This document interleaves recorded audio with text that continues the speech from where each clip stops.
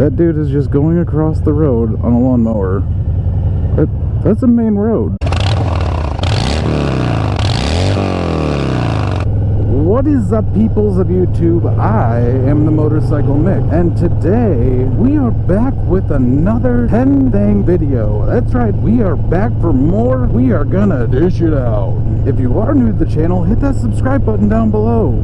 I upload every Tuesday and Thursday around 3 o'clock Eastern Standard Time. If you do like this video, don't forget to leave a big thumbs up. I really appreciate the support and enjoy making content for you guys that y'all seem to be liking too.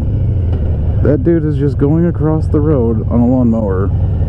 That's a main road. Okay. But you guys came back for two-wheel therapy. You came back for more information. So what I want you to do is come into my office, sit down, let's have a chat, help you learn some more about scooters and all things two wheels. And as your unusual Harley guy, I'm excited.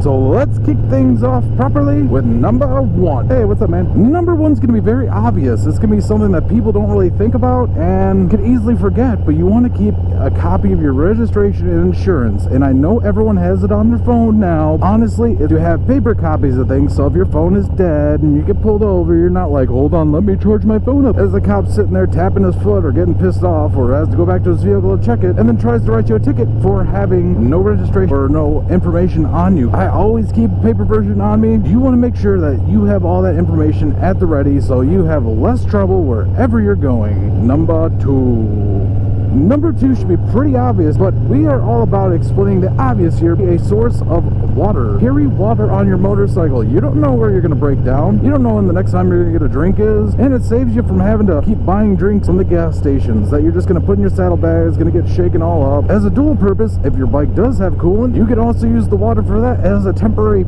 fix to help you get to where you need to go without having coolant on you. But for me, I keep my water in a hydro flask. I think I got it for like 10 or 12 bucks from Home Goods, 24 hours, and it kept the water cold the whole time. I need you to get the hell out of my way, you slowpoke. Number three is another obvious one, but a lot of people I've seen have a problem with that. It's hard to keep track of. You never know what's on your bike. So, I mean, obviously, this is something you always want to inventory. Just before you go on your ride, make sure you know what's going on, what you have in there, what you need. But that is iPro. You need to carry different sets of iPro. You're not always going to be riding the day, and you're not always going to be riding at night. It's always best to have an opposite of whatever pair you're wearing, and I always carry spares with me. I have a couple extra pairs just in case a buddy needs one. They're not out there riding without any iPro on their motorcycle. Make sure they are impact rated, though. You don't want to have something come and head up on some cheap sunglasses and have them break and really fuck up your eye. This also goes for guys wearing helmets. Carry another visor on your bike. Having a dark smoke visor on your helmet looks really cool, but in the end, it's not going to help you at night. Actually, it's going to limit your vision. If you don't even already have bright headlights on your motorcycle, it's going to dim it down even more, and it's going to be more dangerous. That's why you want to make sure you carry an extra visor, or if you get the money to do it, buy one of the photochromic ones. There's one I want for this helmet right here I'm wearing. Having that visor allows for riding at all times of day, having protection. That's adjust to when you're riding, not you having to take the time to bust off the visor and put a new one on. Haha, sucks to suck. Look at all these people stuck in traffic. Oh, it keeps going and going. Holy crap. Number 4. Doing that kind of helped me out. Look at these thingies. Yeah, gloves are nice. They're awesome. But sometimes you might have a passenger. Sometimes you might have to worry about losing a pair, or if they're already frozen, covered in rain, whatever the weather affects them. So are you losing them? Your stupidity, or my stupidity, I don't know. But always carry an extra set of gloves on the bike. A, because you don't know the kind of weather you'll be riding in, and B, because it's always nice just to have spares of stuff. If you're going to be riding back and it's going to be really cold out, you might not want to wear mesh gloves like this. You might want to wear some nice leather ones. And when you buy leather gloves, just make sure they say they're leather. You don't want some like crappy, like the old driving style ones that are thin leather. Those serve absolutely no purpose, and they suck. Make sure you got gloves that are meant for your riding on bikes. So always have an extra set of gloves on there, because you never know. Also, talking about weather, number 5. Every time I do that, I see that hole in the glove, and it's bothering me more and more and more. I need new gloves, and these are only 50 bucks, and I'll probably get another pair of them. But number 5 goes along with number 4. You never know what kind of gloves you're going to have. You never know what you're going to be wearing. So that's why what you're going to do is carry different types of weather gear. Honestly, for me, I pack different kinds of gear in my bags, but for me telling you guys personally, any type of weather gear you might need. And that could be a cold weather jacket, that could be a warm weather jacket, that could be rain suit, that could be leather chaps. Just carry something in there for inclement weather. If you're riding in the summer, you probably don't need to wear cold weather gear unless you live somewhere that gets really cold at night. But for me personally, I've never had to deal with that. Bring weather gear that is appropriate for the time of season that you're riding in. Oh, I don't see no turn this way. Number 6.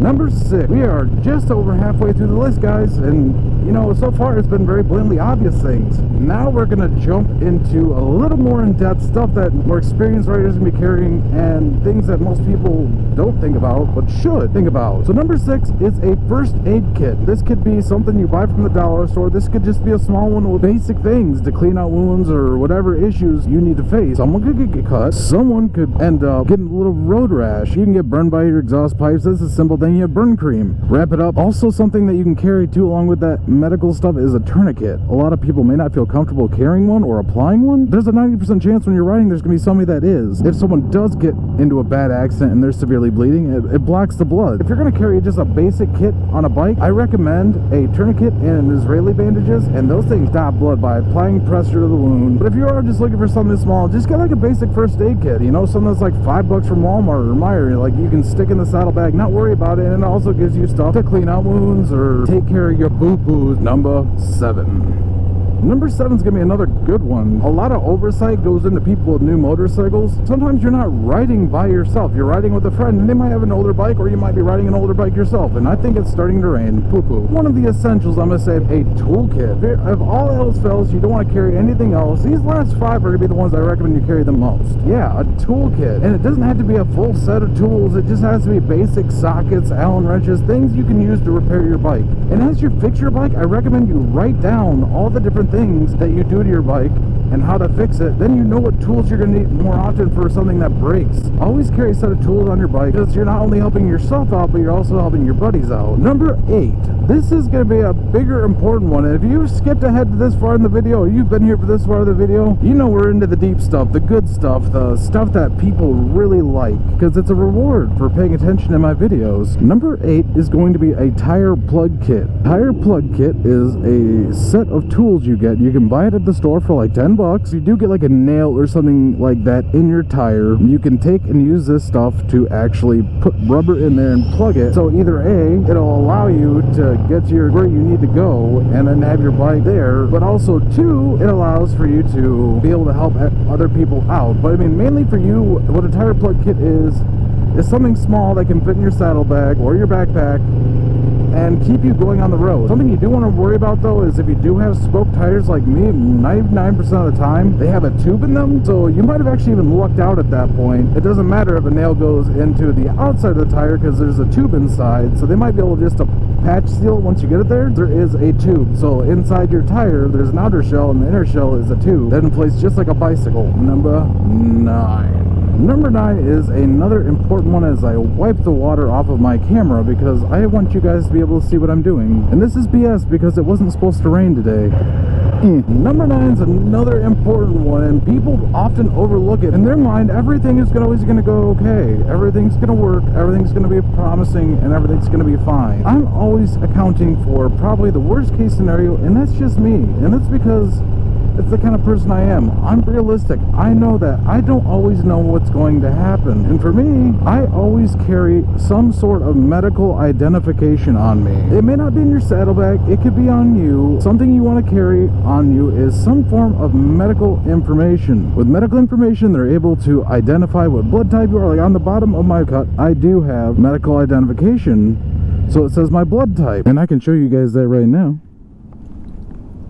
Actually, I have a dog tag on there and my blood type, so it kind of gives people a little bit of information about me without giving too much, and that's just the way I am. To have somebody on you that tells you your blood type, tells them if you have any allergies, things like that, so they could have a quick and easy access to it in case of emergency. And number 10, 10, 10, 10, 10, 10, 10, 10, 10, 10, 10. Number 10 is going to be you. You are the top thing that you want to keep.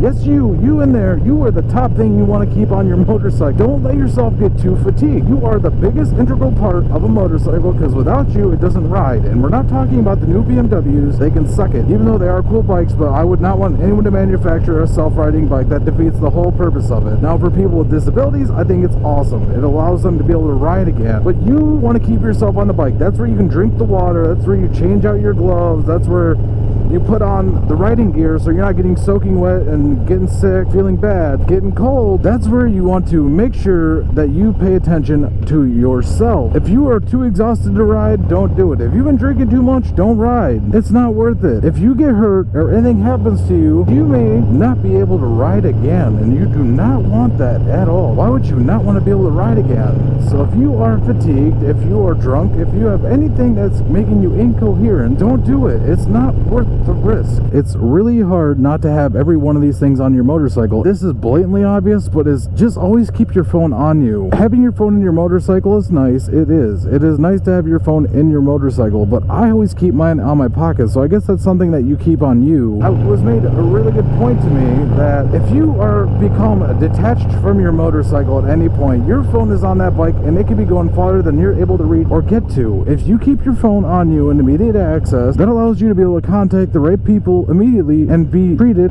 But for now, guys, since I'm stuck at this red light and boned, I'm gonna end it there. I hope you liked this video. If you did, don't forget to leave it a thumbs up. I know I asked you in the beginning, but you know, if you really did, leave a thumbs up, because I really appreciate it. It lets me know that you guys like what I'm doing. But these are the old things I carry on my motorcycle 100% every time I carry these on my bike. And even if I don't have room, I find a way. That's why I have compartments down there.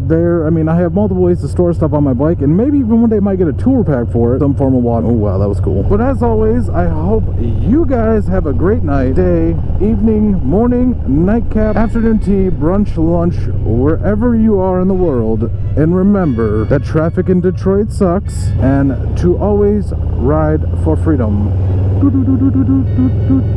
Dog, this shit is old school. They say I'm not supposed to, but I make my own rules. Dog, this shit is old school. Yo, bitch, man, that's so new. She been on my whole crew. Yeah, that chick is ran through. Ha. This shit sound like O2. Pull up and I drop the roof, and that bitch a old school. These niggas acting brand new. I just keep it old.